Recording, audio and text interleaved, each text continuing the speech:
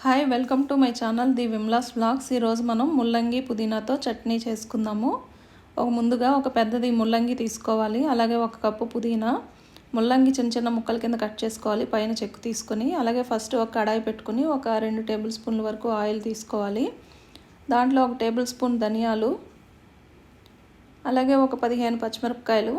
ఇవి కారంగా ఉండి పచ్చిమిరపకాయలు అండి, అందుకు నేను 15 తీసుకున్నాను. కారం తక్కువ ఉంటే ఇంకొంచెం ఎక్కువ తీసుకోవచ్చు. ఇవి రెండు బాగా ఫ్రై చేసుకోవాలి. ఇది బాగా ఫ్రై అయిన తర్వాత మనం మిక్సీ జార్లోకి తీసుకుందాం, ఫ్రై చేసుకుందాం ఫస్ట్. ఇది ముల్లంగి పుదీనా కూడా హెల్త్కి చాలా మంచిదండి. అది స్మెల్ చాలా మందికి నచ్చదు, కానీ ఈ రెండు కాంబినేషన్లో పచ్చడి చాలా టేస్ట్ బాగుంటుంది. ఇది ఫ్రై అయిపోయినాయి, మనం మిక్సీ జార్లోకి తీసేసుకుందాం.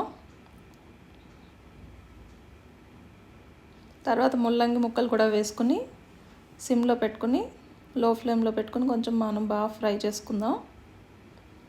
ఇది ఇలా ఫ్రై చేసుకునేటప్పటికి ఏంటంటే ముల్లంగి స్మెల్ కొంచెం తగ్గుతుంది. కలుపుకుంటూ ఫ్రై చేసుకుందాం.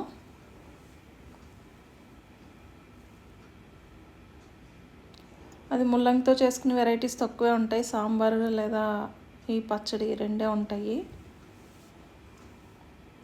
కానీ హెల్త్కి చాలా మంచిది కాబట్టి ఇది ఒకసారి ట్రై చేయండి. ఇది ఫ్రై అయిపోయినాయండి. ఇప్పుడు మనం పుదీనా కూడా వేసుకుని దీంట్లో కొంచెం మగ్గుతుంది ఆ వేడికి. ఇది రెండు చల్లార్చుకుందాం. ఈ లోపల మిక్సీ జార్లోకి కొంచెం సరిపడినంత ఉప్పు, అలాగే కొంచెం చింతపండు నానబెట్టుకుని ఉంచుకోవాలండి. సరిపడినంత చింతపండు వేసుకుని మనం గ్రైండ్ చేసుకుందాం.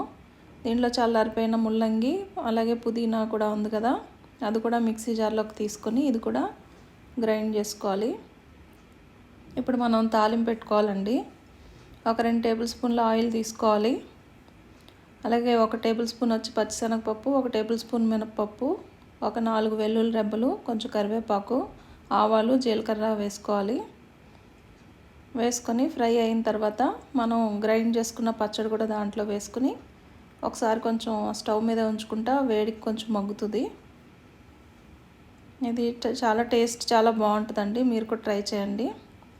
Please like, share and subscribe. Thank you.